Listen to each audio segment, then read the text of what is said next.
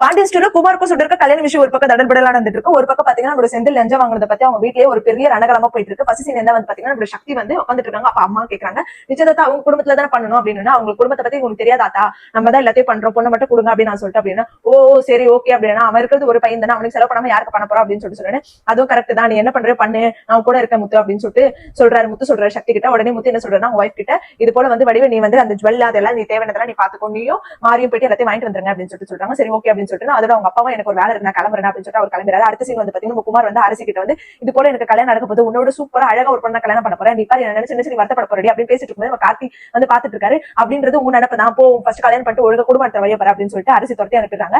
ஆனா வந்து பாத்தீங்கன்னா கார்த்தி யாருங்க அவர் அடிக்கடிக்கு உங்ககிட்ட வந்து பிரச்சனை பண்றாரு, உங்க அப்பா கிட்ட சொல்ல வேண்டியது அப்படின்னா, அவளாம் ஒரு ஆளே கிடையாது, அவன் நானே போதும் அப்படின்னு. ஆமாமா நீங்க ரவுடி குடும்பத்துல இருந்து வந்திருக்கீங்க அப்படின்னு சொல்லிட்டு சொன்னேன். அவன் யாருன்றது நீங்க சொல்லவே அப்படின்னா, அவர் என்னோட மாமா பையன், என்ன கல்யாணம் பண்றது கேட்டாங்க, எங்க அப்பா முடியாதுன்னு எங்கிட்ட வந்து பிரச்சனை பண்ற அப்படின்னு. ஓ அப்படிங்களா அப்படின்னு சொல்லிட்டு பிறகு அதுக்கப்புறம் உங்க அப்பா நான் ரெக்கமெண்ட் பண்ண சொன்னேன், எனக்காக ரெக்கமெண்ட் பண்ணீங்க அப்படின்னு. இந்த விஷயம் பேசுனா இனிமே நீங்க பேசாதீங்க அப்படின்னு சொல்லிட்டு சொல்றாங்க. சரி ஓகே கோச்சிக்காதீங்க, ஒரு நாள் நீங்களே ரெக்கமெண்ட் பண்ற நாள் வரும், அன்னைக்கு நீங்க கண்டிப்பா எனக்காக ரெக்கமெண்ட் பண்ணுவீங்க அப்படின்னு சொல்லிட்டு சொல்றாரு.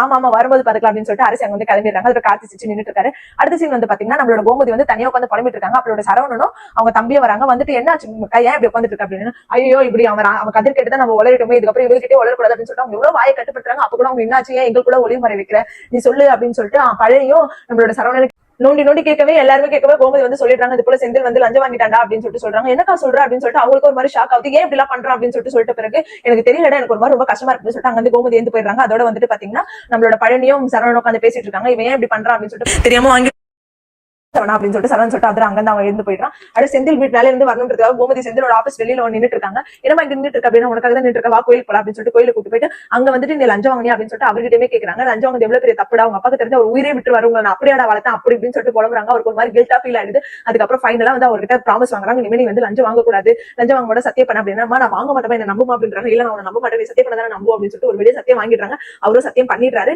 அதுக்கப்புறம் லஞ்சம் வாங்குவாரா இல்லையா, அவங்க மாமனார் வந்து என்ன சொல்ல போறாரு அப்படின்றது, அதுக்கப்புறம் குமாரோட கல்யாணம் எப்படி நடக்க போகுதுன்றது நமக்கு அப்கமிங் எபிசோட்ஸ் தான் தெரியும். இந்த மாதிரி ஒரு அப்டேட்ஸ் கண்டிப்பா நம்ம சேனல் மறக்காம சப்ஸ்கிரைப் பண்ணிக்கோங்க.